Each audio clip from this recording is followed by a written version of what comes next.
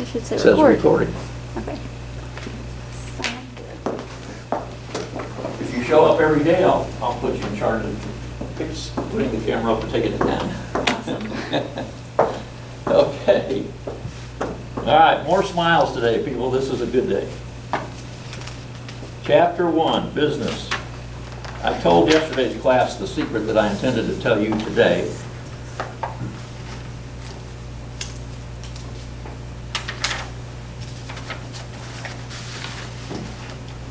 First of all, business is easy. You need to know one thing. I'm going to tell you today what you need to know. You need to make a profit. Done. You can go away now, happily know how to successfully run a business. Just have to make a profit. I'll remind you of that periodically during the semester, and I'll also going to teach you a little bit of business math. This is not a math class, but you need to know just a little bit of business math. You know you have to make a profit, so that's numbers, right? Dollars and cents, yep, they need to know that. So here's a classic example of business math. You can buy that thing for $5 and you can sell it for 10. Do you want to do that? How many people want to do that? How many people don't think that's a good deal? Really? What would make it better for you? If the profit margin was bigger. Okay, so if you could buy it for 5 and sell it for 15, would that go better for you? Would you like that? Now, we don't know what expenses you have, so it's a little hard to make that decision, but that's the concept. You can buy that thing for $15 and you can sell them every day for 11. What do you think? Want in on that? See, business math. Okay, that's how easy it is. If you're in college, and you are, and you can't pass the business class, you need to go someplace else. I don't know of a class now I have a doctorate, I don't know of a class in college that's easier than a business class. Especially if you have a teacher like me who knows everything about business and can tell you what to do and not do. If you can buy it for 11 and sell it for 8, yeah, out. If you can buy it for 10 and sell it for 100, yes, I want in on that. What is it? How big is it? How do I move it around? Do I have to have a car? Because now I got car expenses. Can I carry it in my pocket? How do I distribute? Just need to learn a little bit more. Okay, so that's business. Now, the other thing I can guarantee you is right up here on chapter 1, first slide. Change. I guarantee you it will change. In all of the years there have business people, the profit thing has never changed. You have to make that profit. Everything else is open. 2020 is the classic example of change. Oh my gosh. Look at what you have done. Was it fun? Anybody having a good time yet? Well, I am. I'm starting to have fun. This is what I like to do right up here. I'm trying to teach you things about everything and mainly about business, and I'm going to do it. So change happens, and it's continuous, and it's always... This is not a guarantee, but for the most part, change is interrupting things. You know, there's some good changes, but really most of the time change is like, not again. It's kind of painful. So let's see if that's really a PowerPoint. Yeah. Okay, so I'm on camera enough. I'm not too worried about the camera or the Zoom as far as being seen, but the main thing is that we get the information off the board and we'll find out how this camera works next time. And I set this one up, it probably won't be right, but okay. Also I can't move too far out there. There's a cord I'll trip over, so I'll be hanging around back here for the most part. Definitions of business. I think I told you that already. It's an organization that makes a profit. Heard that somewhere before? Now, goods and services we'll talk about a little bit more, but we do something with goods and services that makes a profit, and we're in business. Profit is income minus expense. That's net profit. Gross profit is just income. Loss, we talked a little bit about that. You buy something for $7 and you sell it for $4, that's going to be a loss. That's not the way to do business. Entrepreneurs are people, and people who take their own money and go out and start a business and maybe make it grow, maybe succeed, maybe fail. Let me tell you today, 50% of all businesses fail in 5 years. I don't know how good you are with math, that's half. Half the people that start a business fail in 5 years.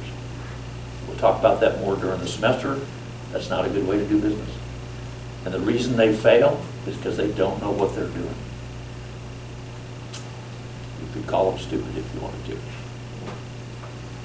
Don't go into business and not know something about what you do. I started my own business. It was a snack vending business. I did it all wrong. I knew how to get out of it, so I wasn't too worried about it. I understood everything that needed to be done to make it work properly. I just started off badly. Started off the wrong way, but I made it work, so it didn't matter. I made a profit. We'll talk more about it as the semester goes on. Textbook says, now, on the slide, sometimes there'll be a little extra word. There's a black word over there. Sometimes it'll be a blue. Most of the times it's blue. I think blue disappeared on this slide, so I had to make it black. A business improves your standard of living and contributes to a higher quality of life. You buy that?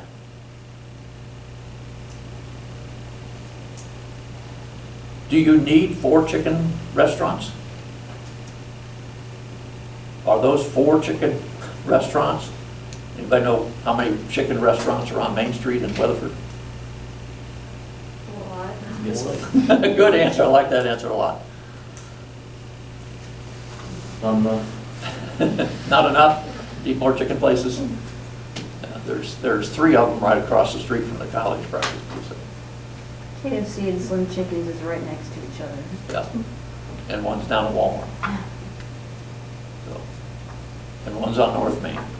And I don't know where the others are yet. I haven't kept track of them all. We counted them last semester. But do we really need it? Is that improving your quality of life, having 4 chicken places? How many chicken places do you want to eat at? 1? They're all a little bit different. Everybody raise their hand. You want to eat at 1, right?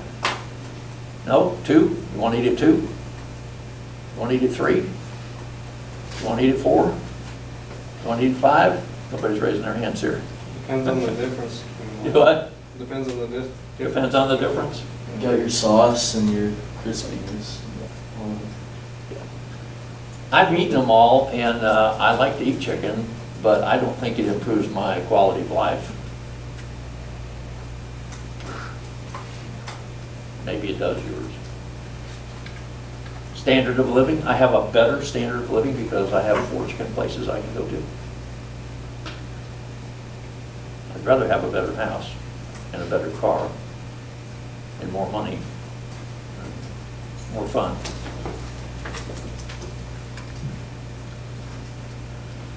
Provides products and services that people need. Well, you could assume that people need them because people pay for them. People buy it. They must need it.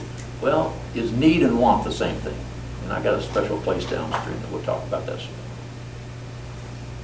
Do you need 4 chicken places?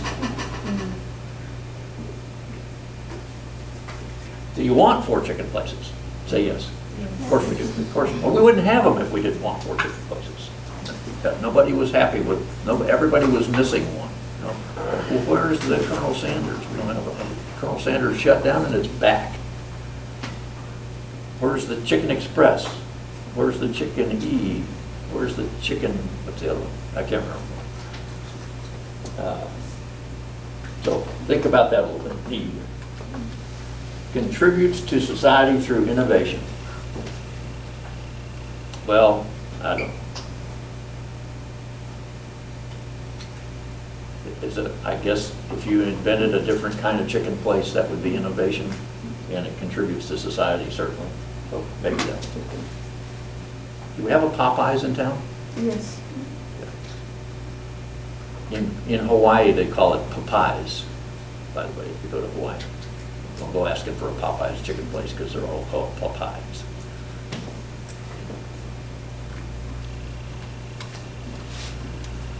All right. We started off all being farmers. And it pretty much, when everybody was a farmer, everybody did the same thing. You had to raise chickens, and you had to raise cows, and you had to plant things in your garden, and you had to do all the work yourself, and nobody could help you. And then we got into a bartering system where I raised chickens and you raised cows, and we swapped. I give you 4 chickens, you give me a cow. That kind of deal happened. Industrial revolution came along, and the whole world changed. You want to talk about some dynamic change. You study the difference between 1600 and 1800 in this country. There's practically nothing that stayed the same.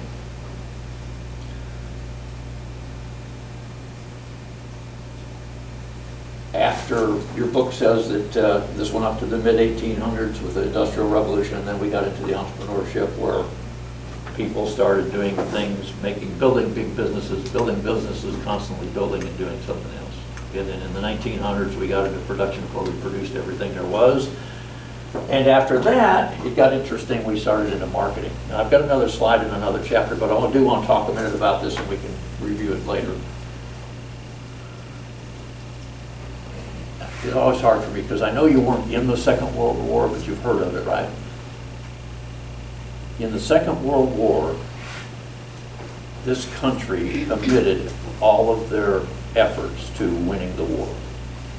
We found out that women could do men's jobs. Oh my gosh, who would have thought that? And that's the beginning of the women's progress in our society, was World War II, getting them all out in factories and doing the work to make things go.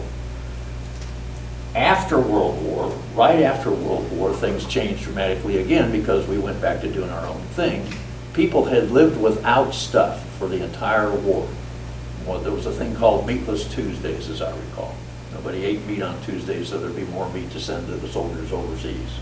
The whole country got involved in this thing. And the car companies were building tanks. The sewing machine company was building machine guns. They weren't building products for society, they were building products for the war. Bullets, guns, tanks, artillery, airplanes. Do you know that Dallas, Texas built more airplanes in World War II than any place else in the country? The big building they were building them in is still out there someplace on I-20.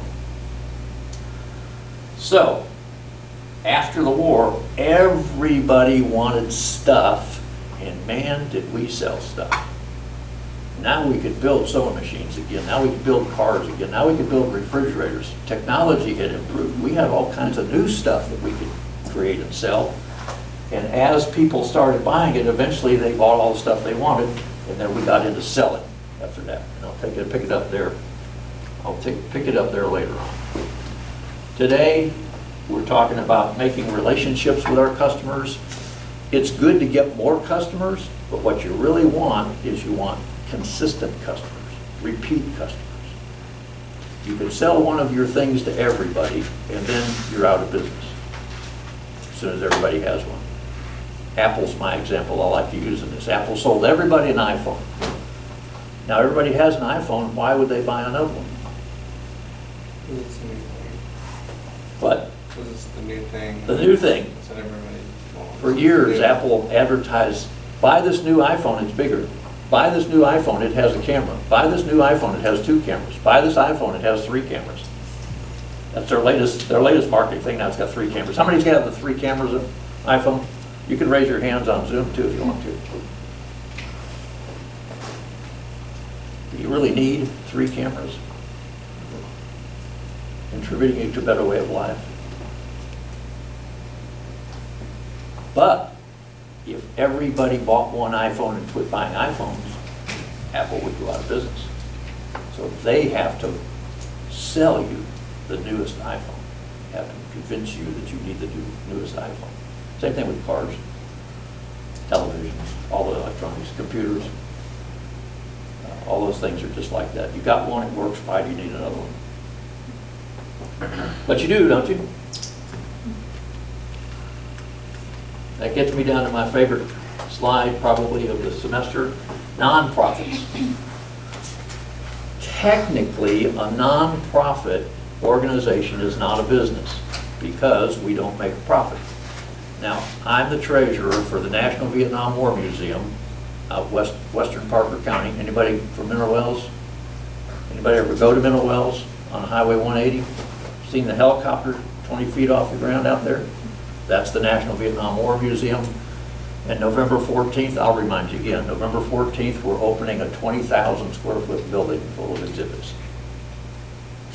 We have been working on it for 20 years. The board of directors has met monthly since 1997. We're a nonprofit. How do you build a 20,000 square foot building without money? Anybody got any ideas on that? Let me know, because I'm the treasurer. I want to get that one. I want to get in on first on that one. Donors? You got to have money. Donors? Yes. Donors give you money. Now, donors could be the people doing the work. Maybe there's an electrician that would donate his time and parts and do the electrical work. Maybe there's a bricklayer that would donate his time and do the brick work. Maybe there, and you notice I said maybe before all of those because that's really hard to find that. The easy way is the money. We've been raising money all these years. We've raised enough money now to build what we want to build. And I have a gift shop in the museum.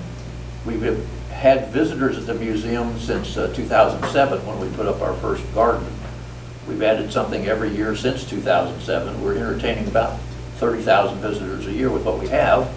And now we're building this giant building with even more and better stuff. How did we do it? We raised money.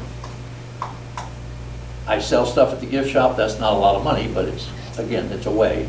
And that part of the organization could be considered a business.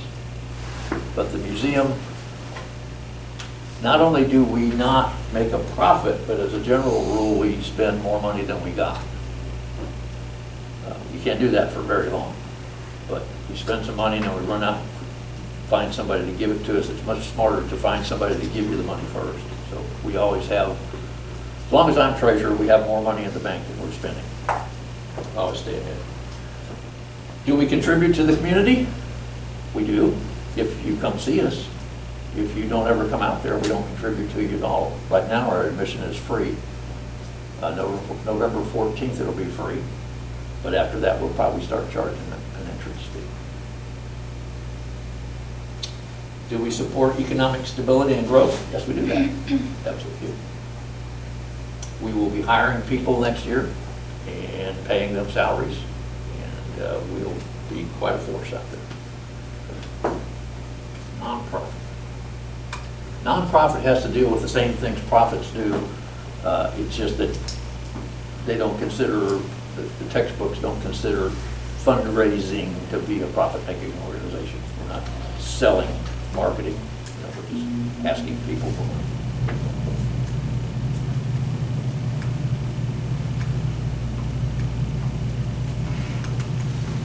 Oh, there's another slide. Factors of production, things that we need to run a business. They're listed up there. I don't like reading the slides to people. Capital is, generally speaking, money, but it's also buildings and people. Let me see if people's on the other side. Yes, there it is. We didn't think of people as resources or capital back in the ancient times.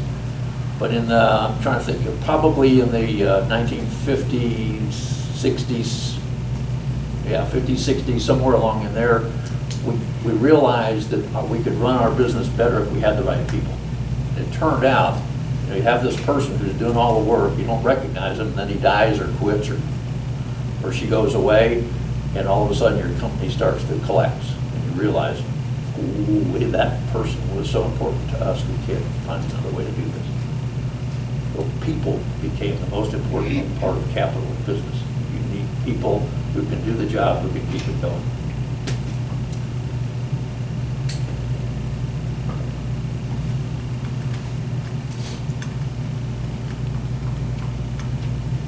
Now, this is your traditional PowerPoint when you go out and look at them on Canvas. Business environment. Words, paragraph, paragraph. This is my slide. It comes out of your book. This is a picture. What it says is, this affects your business, this affects your business, that affects your business, that affects your business, that affects your business. All of those affect your business. And they're all attacking you. Some of them are helping. Competitors are not helping you, as a general rule. They're trying to take your customers away from you. Economic environment. If the economic environment is good, that's good for you. If the economic environment is bad, that's bad for you. If nobody's spending any money and you have to make a profit, how's that going to work? Somebody has to spend money for you to make a profit. And one of the amazing things right now is, after the government shut down our entire country and put a record number of people out of work and closed a record number of businesses, somehow or another, and spent $3 trillion 1 week, somehow or other our economy is still strong. It's amazing to me how we're doing that, but it's working. We're getting by. Social environment, that's today. Global environment. Some people don't like to hear this, but we are one world. There is no more of them and us. When China has a problem, when they get sick, they send it to us, we get sick too. Something happens in France, we're affected by it. Something happens in Africa, we're affected by it. Things we do affect all of them. We trade with almost every company in the world. We sell stuff to every company in the world. I'm absolutely certain we do that in the United States. So if they do something bad, it affects us. You cannot get away from that global environment today. It's there. I don't know how we're going to go further, but I have the feeling that somehow either two countries are going to merge, or one country's going to get blown up or something, but I have this feeling that somehow or another we're going to get closer together. Right now, we don't get along with each other very well. But I think in the future, we will get along with each other better. A lot of people would like to see that. What's that one down there? Technology. Okay. Enough said on technology. Now, these things are basically what I just showed you on the slide. I'm stepping through them pretty fast there. Most of them are pretty obvious, and we'll talk for a minute about social environment. Let me see.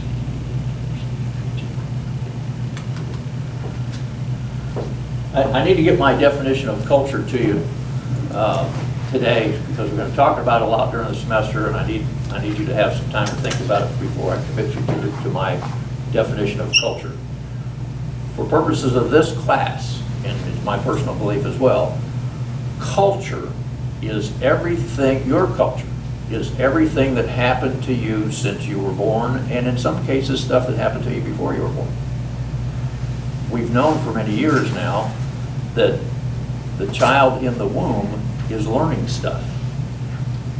There's been scientific studies done that suggest if women don't eat certain foods when they're pregnant, the child will grow up not wanting those foods. There's people who have studied playing music to the baby in the womb, and the baby likes that music when they're born, and those kind of things are happening before they're conscious. So it's complicated. But everything that's happened to you since you were born, how many people have the same culture as you? If you accept my definition, how many other people have that same culture? Nobody. Nobody? Right? Anybody got any other suggestions? So you are unique. Every person is different. That means every culture is different. How many people are there in the world? It's like 7 billion. I think it's like 7 billion. 7 billion? 10 billion? We have 10 billion different cultures. How are they going to get along? Is this a problem? Now, we share cultural aspects. Some of us like barbecue. Some of us like chicken. Some of us like the 1920s music. Some of us don't. Some of us like 1980s music. Some of us don't. You can just pick any topic you want to pick and go out and find people. I hate that, I love that, whatever it is. You can find some people that love it, some people that hate it. And what the internet and social media has done for us, in my opinion, is they have brought us all together into one society. You can go online and talk or text or type to anybody that was willing to talk to you or type back to you or text back to you. They don't have to be somebody you know. You don't need to know their name, their address, their telephone number, or anything about them, but you can go on the keyboard and keyboard to somebody and somebody will answer you. You've all done it, right? Not with complete strangers maybe, but you've all done it. That's why I focus on the one world and why I focus on the cultural problem, because we're all different. And it's a problem if we're all different. So who do you like to hang around with? People like you that have similar interests? Do you want to hang around with people that don't like you? Do you want to hang around with people doing things that you don't like? You want to hang around with people you like and people who do things like you, right? It's pretty basic stuff. Well, of course I do. Well, that's what begins the problem. And you have a cluster of white people over here. They don't really like that cluster of black people over there. And there's a cluster of Asian people that don't like either one of them, and they don't like them either. And then there's a cluster over here that likes some of them, and some of them, and some of them, and some of them, and everything else you can imagine. Okay.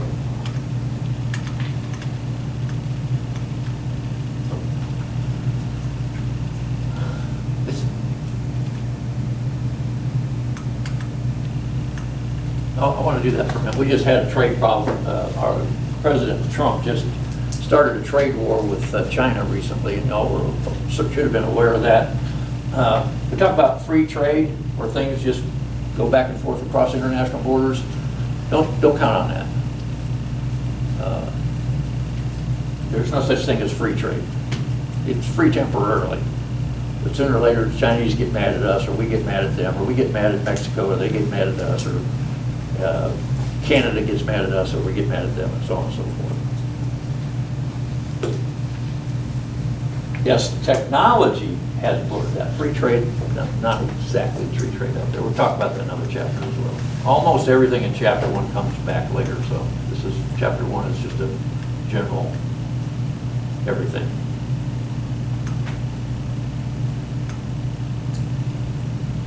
Oh, I said this to the class yesterday.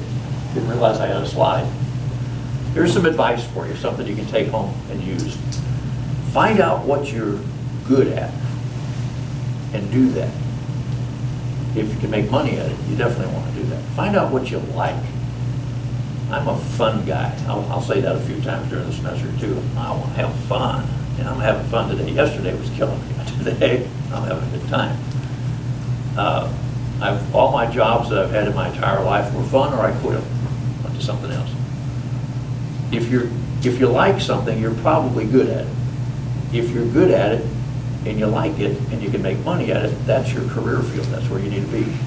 You're in the first year or two of college, you're trying to figure all that stuff out. When you figure it out, you're going to find that college is 10 times more fun than you ever thought it was.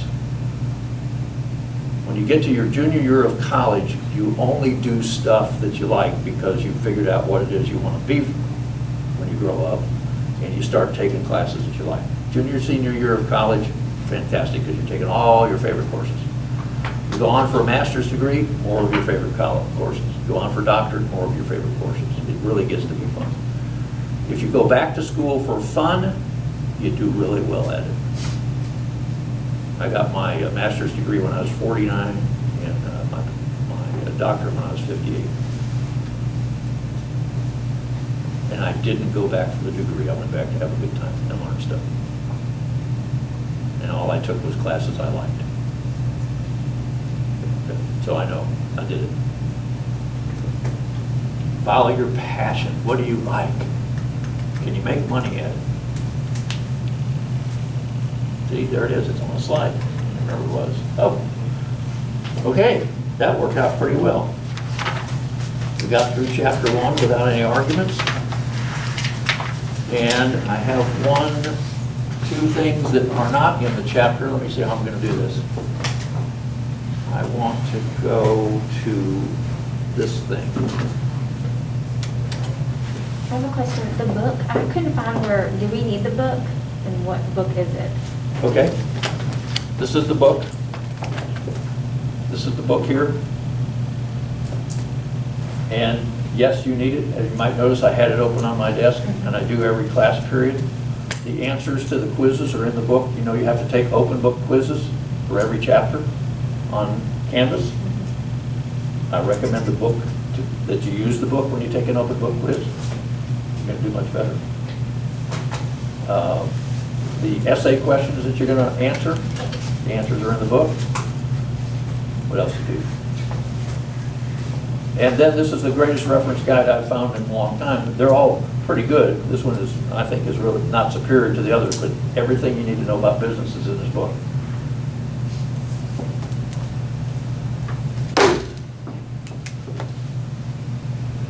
Okay, so this is last semester's